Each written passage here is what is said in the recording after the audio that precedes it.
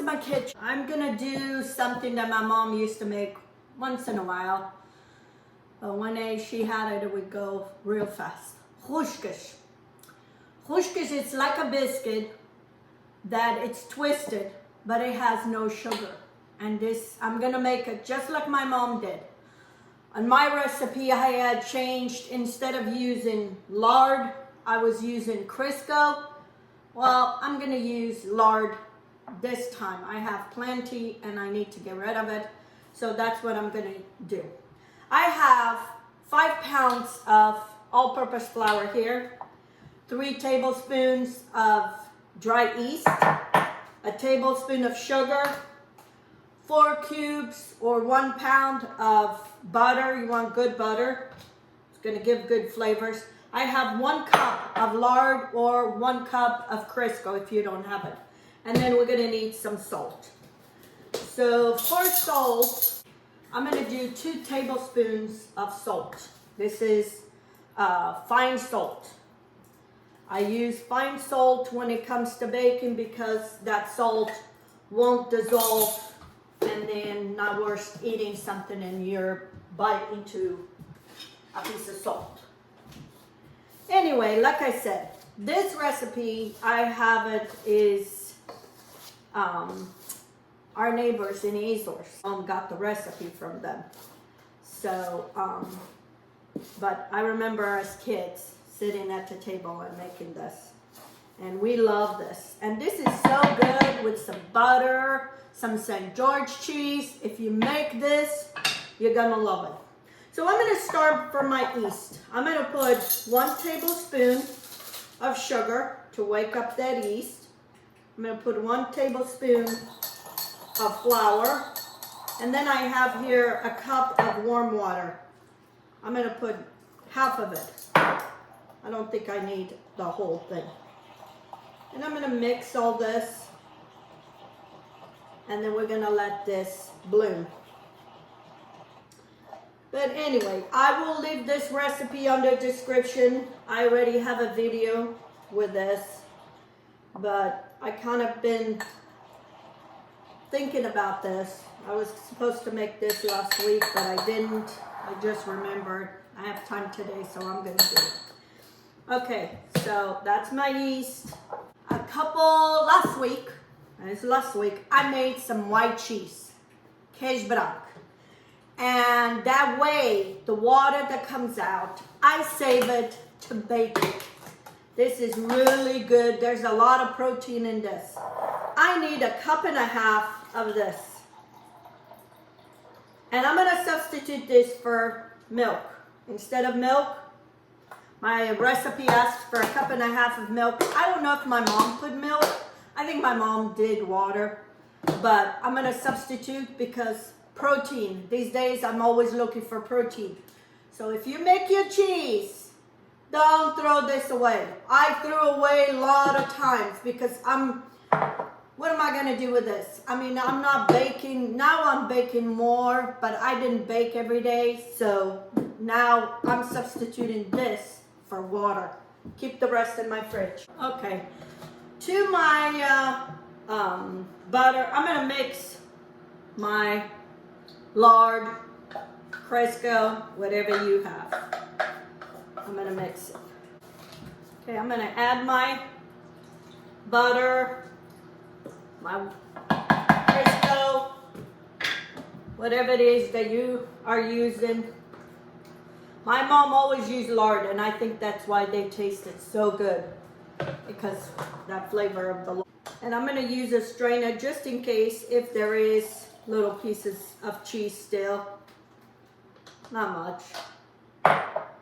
Boy, you couldn't get better than this. 1.5 cups of milk, or in this case, I'm using the whey that I made it a couple days ago.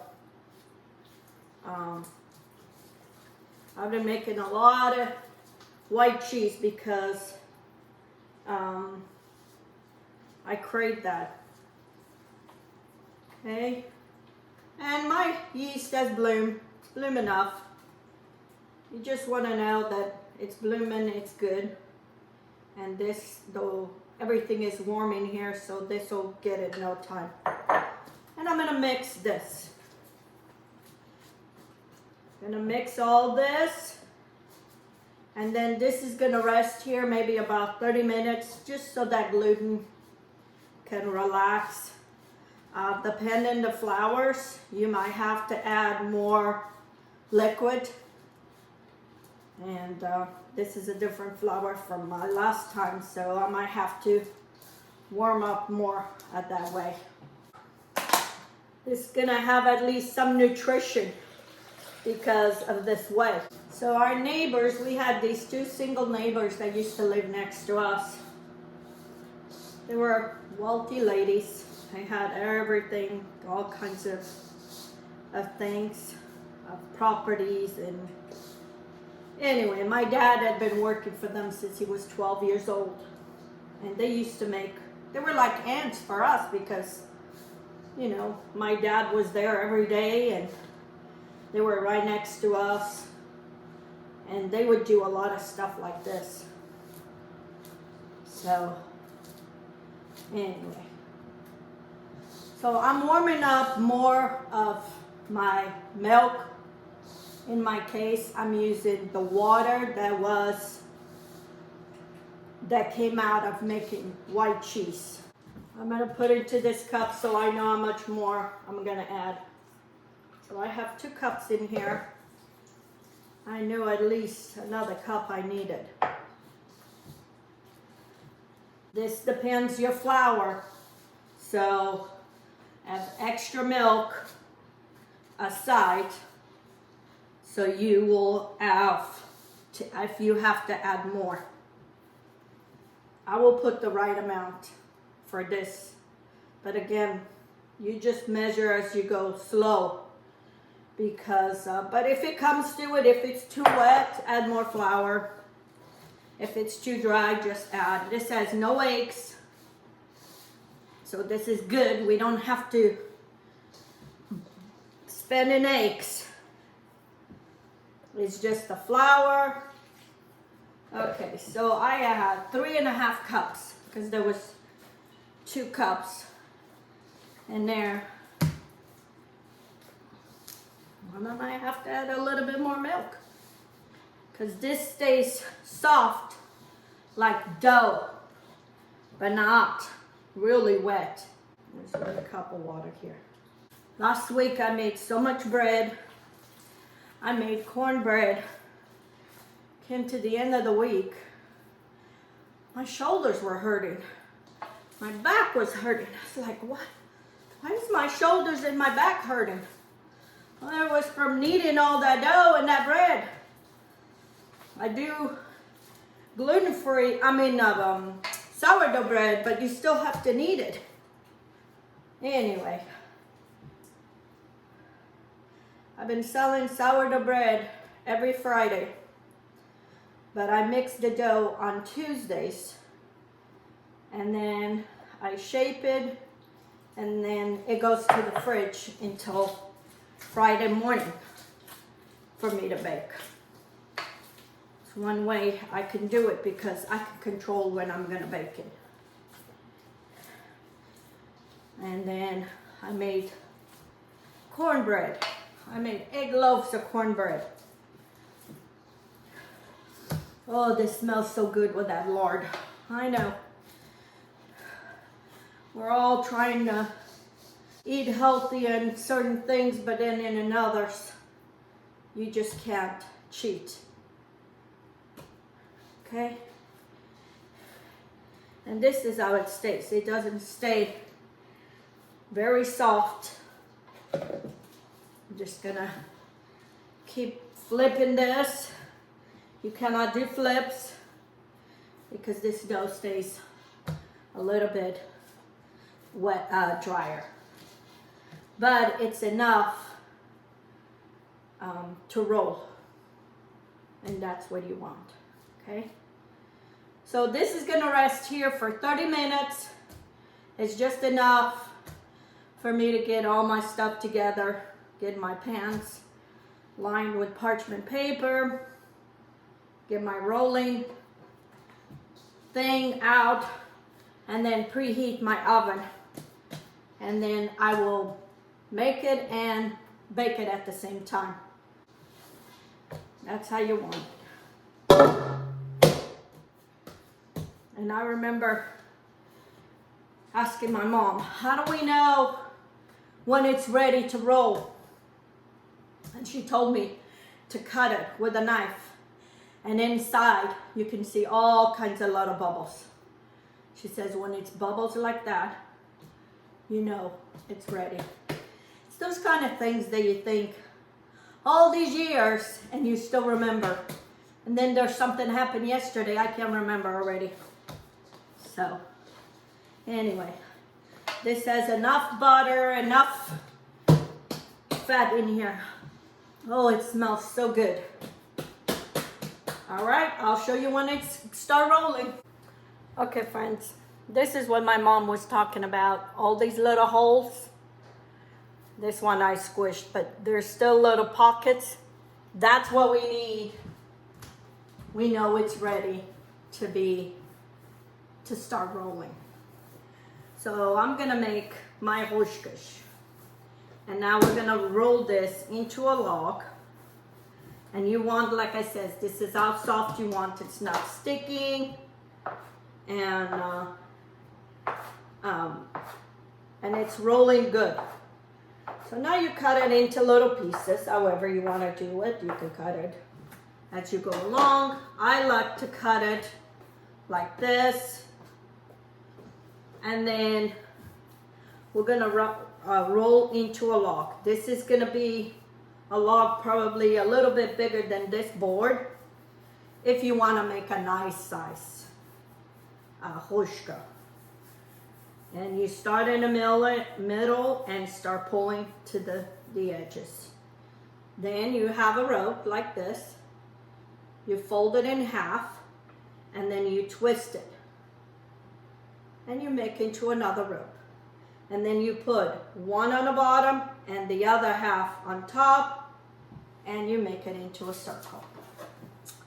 And you have a Rosca.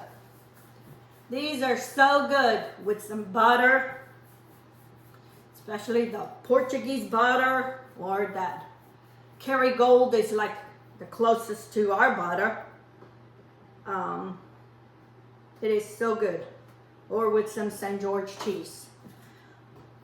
I haven't been eating dinner, or my dinner is very light, and I think that's why I think of this, because this with a cup of tea, one of these with a cup of tea and some St. George cheese, it makes me a meal. So that's why I have been thinking of these. So I'm gonna do all these, and you don't want them touching too much because they're gonna puff up. And like I said, you make them however big or small you want. My mom used to make them big like that one. They were monsters. But would we eat one, we would be full. So I'm gonna roll all this, and then I'm gonna turn the oven at 350, and I'm gonna bake these until they're gold, or even maybe 400. Maybe 400, better 300. Here I go, trying to rush, no patience. I'll put my oven at 350, and these will bake until they're golden. You want them to be golden, not white. So, anyway, these are Roscas das Cultilt. That's what the name of our neighbor was, Cultilt. So we used to, and all my sisters, we all love this. And like I said, with some tea, that's what's gonna be for my dinner tonight. And I'm gonna enjoy this. I'll leave the recipe in the description, and with all the adjustments that I did. Okay, my friends, I am in my last Roscas. It took me 35 minutes to roll all this. I have one out of the oven. I have another one coming out. So in no time, I make this. And it gives me 3, 4, 5, 6 dozen. These in a tightened container, need to be in a tightened container, or you can keep it in the fridge because this has a lot of butter and lard. You don't want it to go rancid. So anyway, so you give it a try to make these, and you're gonna enjoy it. Here's my first. Look at these.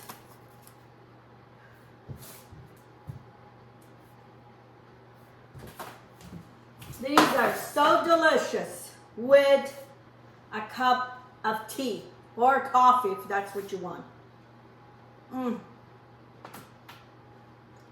They're kind of hard in the outside, but they're soft inside. Eventually, as they cool, they will crisp up and be hard inside. Actually, what I'm going to do, and my mom used to do it too, when she would finish the oven, she would leave these in the oven with the oven cool to kind of finish crisp up. But that's up to you.